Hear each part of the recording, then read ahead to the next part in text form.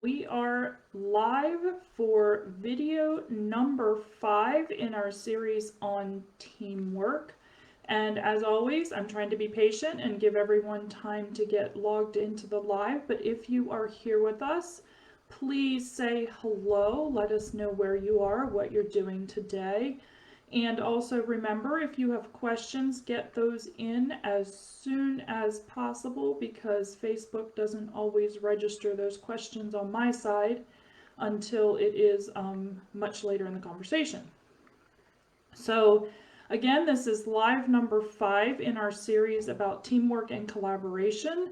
I have managed to survive 5 of these now without too many technical difficulties. So I thank everyone who is tuning in live. And for those who the time is not convenient, I appreciate you watching it on replay. We also have all of these up on our Agility for All YouTube channel with captions, so you can watch them there as well and see the other video tips and tricks that we have posted on our channel.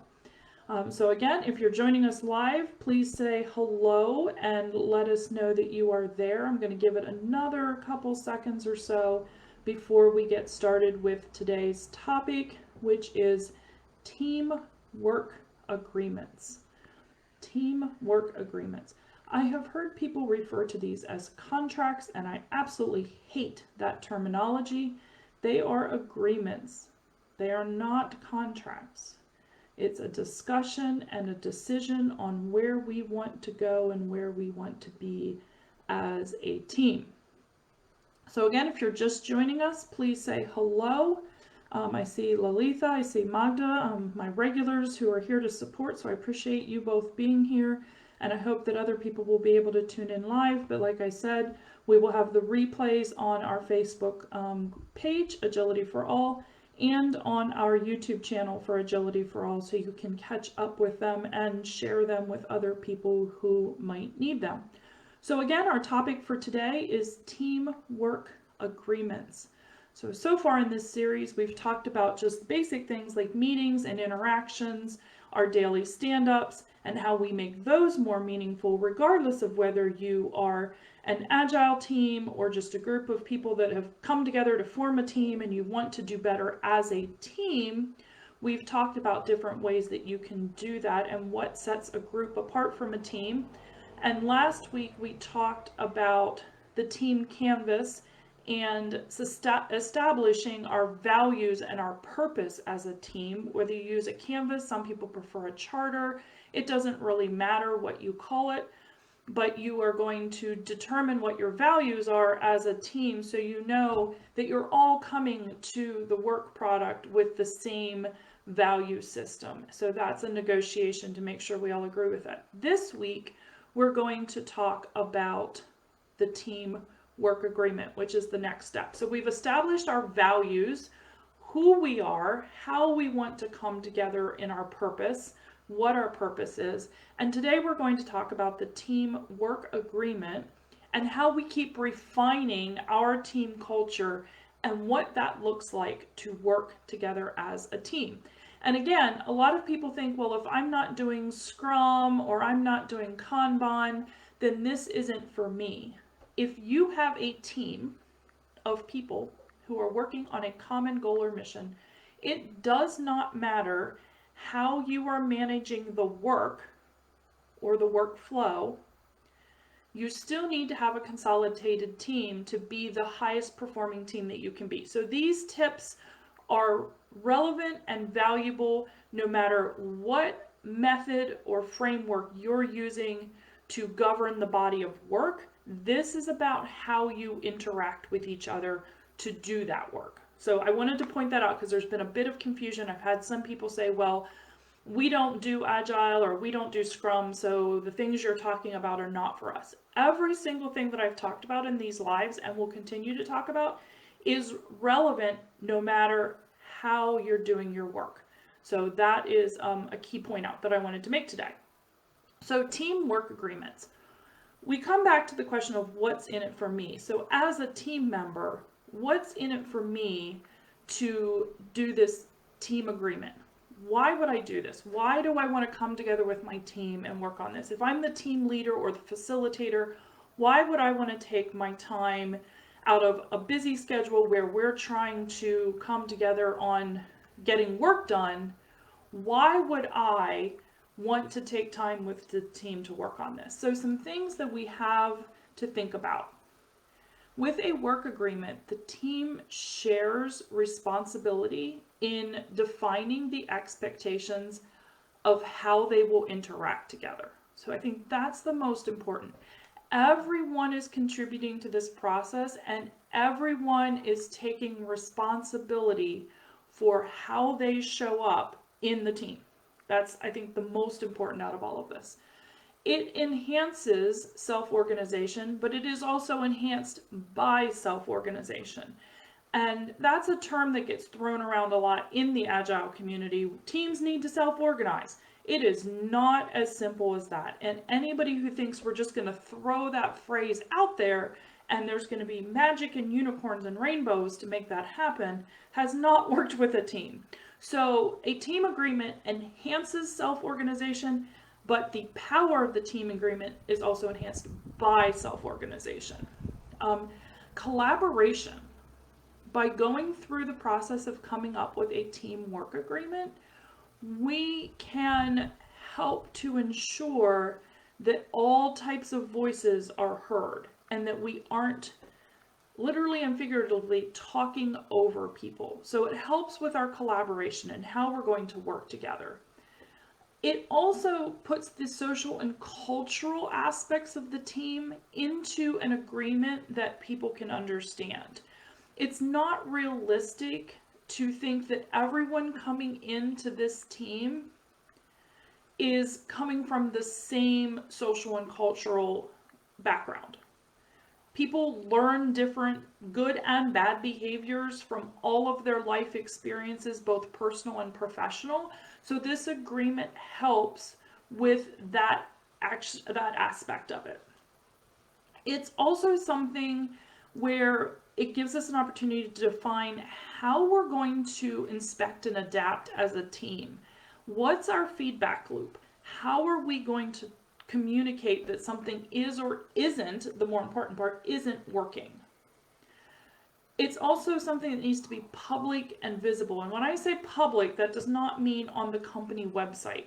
It means in whatever communication space the team uses, that it's visible and public to everyone. It's not something hidden away on the C drive in the team leader's laptop.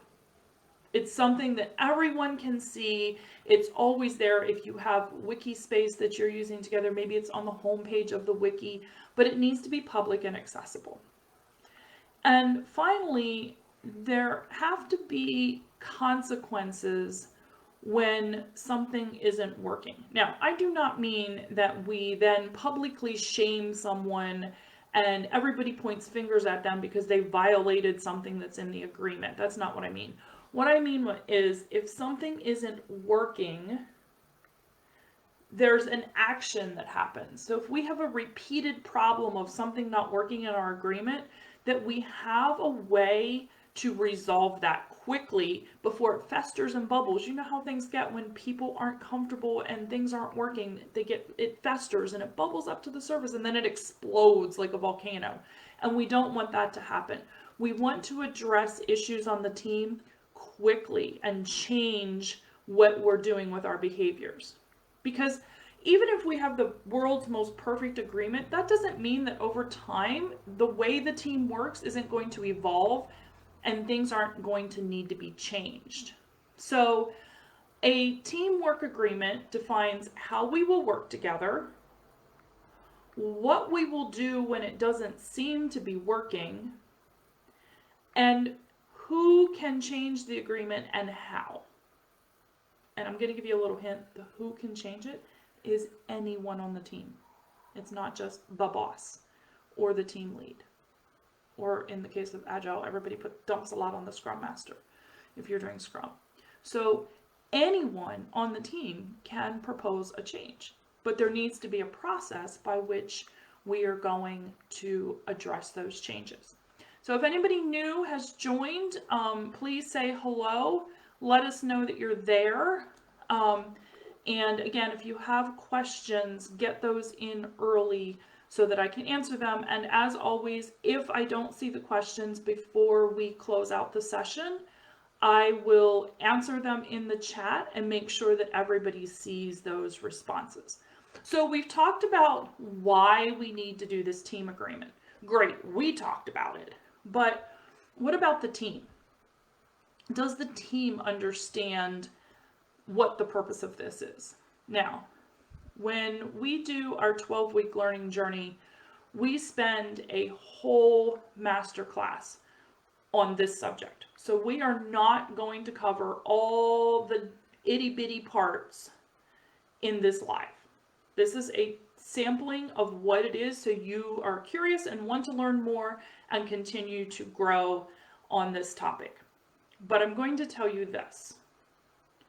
This is not something where, as the team leader, the facilitator, the coach, you walk into the room and you announce, we're going to create a teamwork agreement today.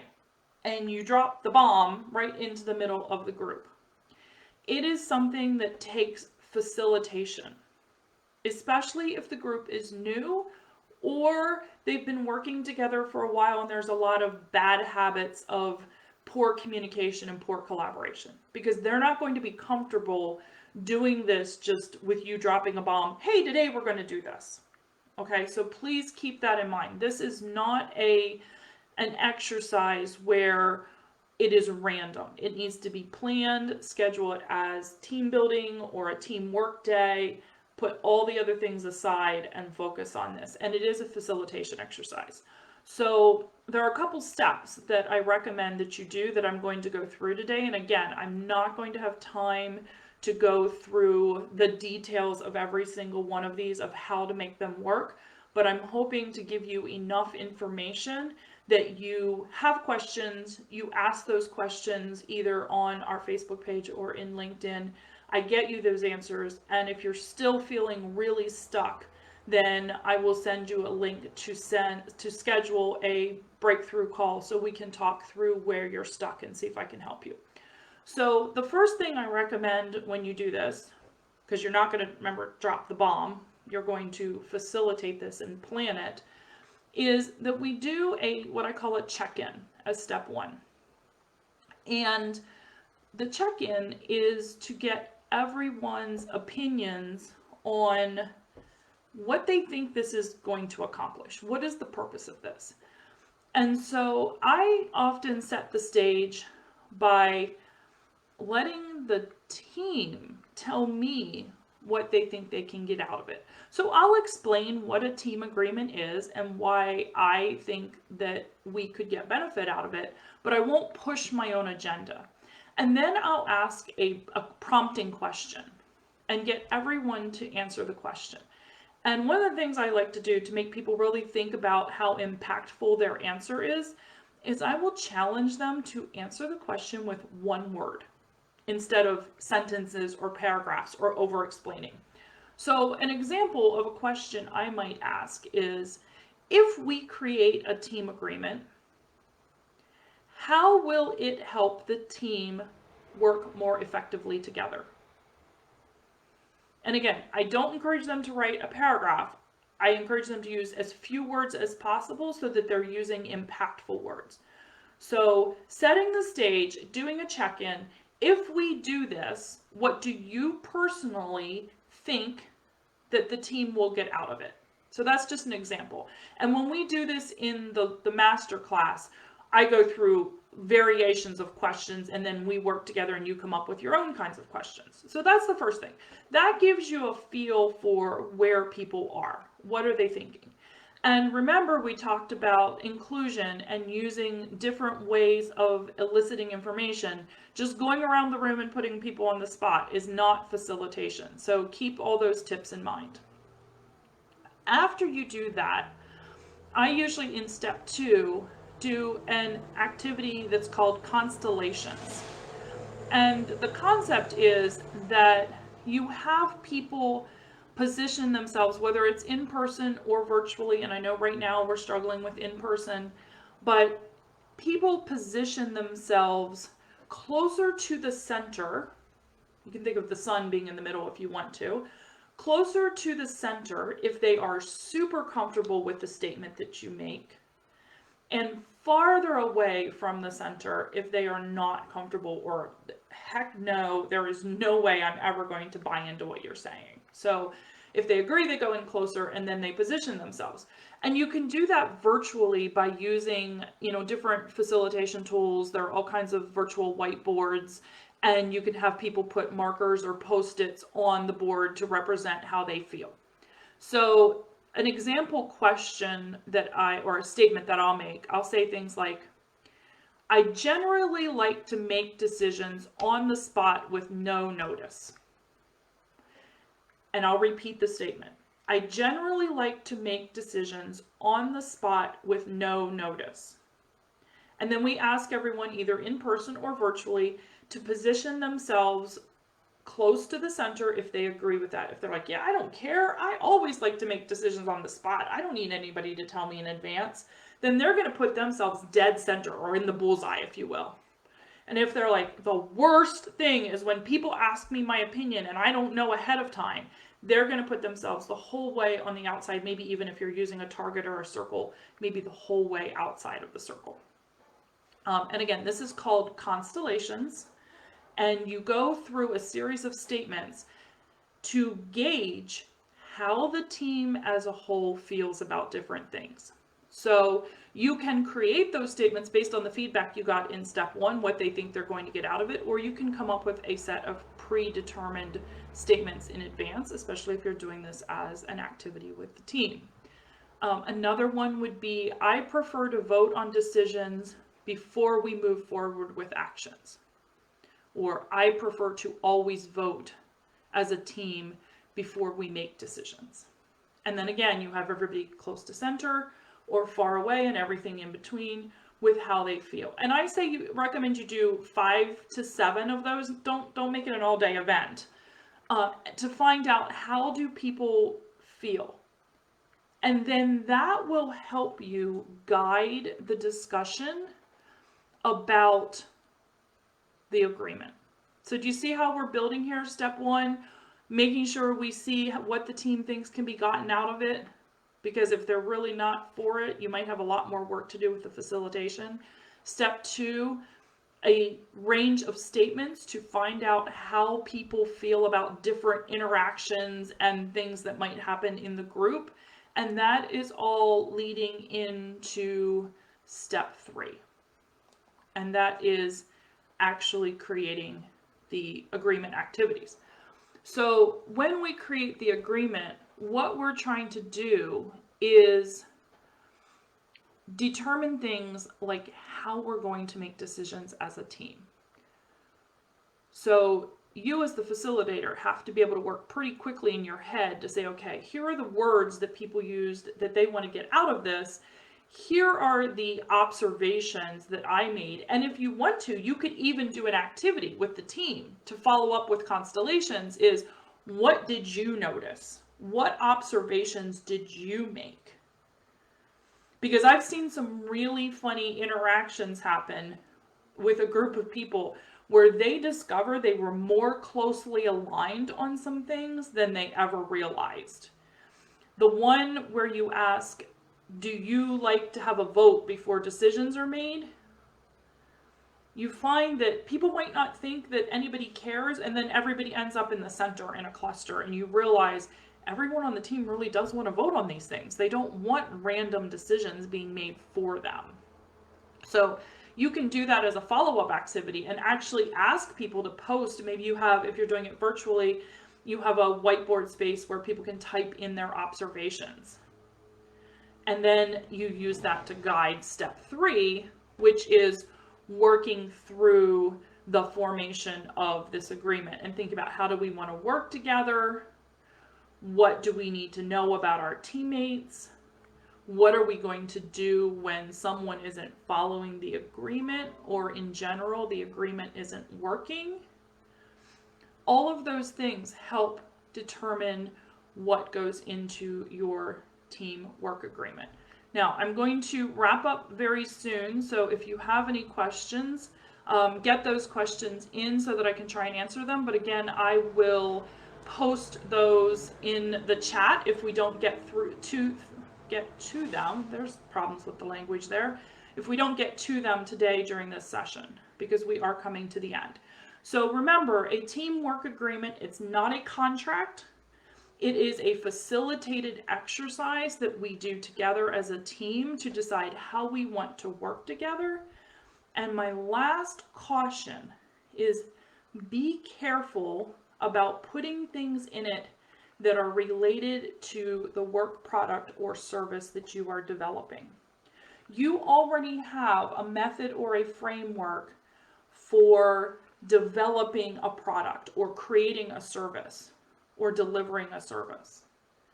So we don't want our team agreement to be about, we will, do 10 items per day on the Kanban board. We don't want it to be about that. There's already a process for this. This is, again, our social and cultural agreement on how we want to work together as a team. So let me give you some examples of things that people might put in a work agreement. Set up early for demos and be prepared. Okay, so with this particular team, they found that the first 10 minutes of every meeting was trying to get the tech to work, and it was confusion. So they wanted to make sure that everybody was supporting that and they were helping each other if they needed help with getting things set up. Another group said, we never say no. We say, we will take a look and see what is possible. So that was something they wanted to all be on the same page about when they engaged with customers, to make sure that they were presenting a united front on how they interacted. Another group said, make sure everyone gets to be heard. And that doesn't mean raising your hand and talking. Be on time.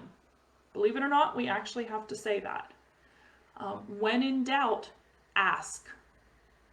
That one comes up a lot in groups, people saying, especially when you're working virtually, don't assume that you have interpreted someone's emoji or Slack message properly.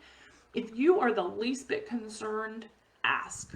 So those are just some examples. Like I said, in the 12-week program, we devote an entire masterclass and then group coaching to just working on this and learning how to facilitate it. But remember, after you do your team canvas or charter on who we are as a team, this is the next step in how do we want to work together. And then next week in live number 6, we're going to be talking about the third part that I'm always harping on, and that's the communication plan. So we know who we are, we know how we want to interact, and then the third part that everybody likes to start with, the tools and the methods. How are we going to make those interactions and those collaborations happen so we're all on the same page? And we're going to talk about that next week. So I see a few more people. I see Emily and Daria also joined. I don't see any questions, but again, if there are questions after the fact, I will be sure to answer those in the chat so that everybody sees the answers. And just a reminder, we always have our lives on replay on our Facebook Agility for All page, and they are also going to be on the YouTube channel with captions so that you can go there as well if you need to go back through the ones that we had so far. So I think that is the end of our time for today. I hope that this was valuable. The teamwork agreement is so important to team culture, and it's often the thing that's overlooked because we just assume people know how to get along and get things done. But I really encourage you with your teams to take a break and create that team canvas on who you want to be, and then do the teamwork agreement on how you want to interact.